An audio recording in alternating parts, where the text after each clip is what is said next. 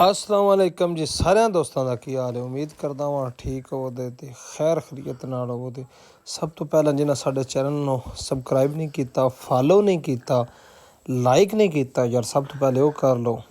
गां है ते असी वच्छी थले छड्डन लगे हाँ, चोन लगे सी ते रस्सा खोलन लगे हाँ, पर वाह वाह झट लाया पर एक हथ नाल नहीं खुलिया। उस तो बाद टोका असा तूड़ी दे विच दबिया सी ते अज बड़े औखे हो गए थोड़ा जिहा कड्ढिया ते कुतरने ने पट्ठे आवेंदे सारी तूड़ी नाल तुनिया पिया सी, उत्ते भी तूड़ी सी ते पट्ठे पै न। ये हुण असी कुतरन लगे हाँ क्योंकि पट्ठे कुतरने बड़े जरूरी ने। ज्वार उंज ते माल खांदा नहीं, अगर कुतर के पावांगे तो फिर माल जिहड़ा खावेदा। तूड़ी सट के विचों कढ़ के साडी हालत वेंदे हो, दाड़ी साडा सिर किवें तूड़ियो तूड़ी होया पिया। इत्थों चुक के सी तूड़ी ते टोका चलदा पिया।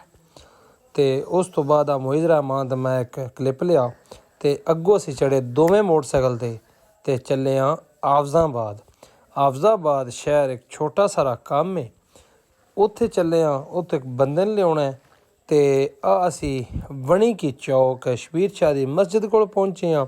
उत्थे एक छोटा सारा क्लिप बनाया है, तुहानूं विखाया है कि शबीर शाह दी मस्जिद वाला चौक जे माशाअल्लाह। उस तो बाद असी हुण तारड़ा दे अड्डे जिस बंदे ने लैन गए हाँ उनके इंतज़ार दे विच खलोते हैं, लेकिन अस बंदा विखाना नहीं, वो साडी प्राइवेसी है।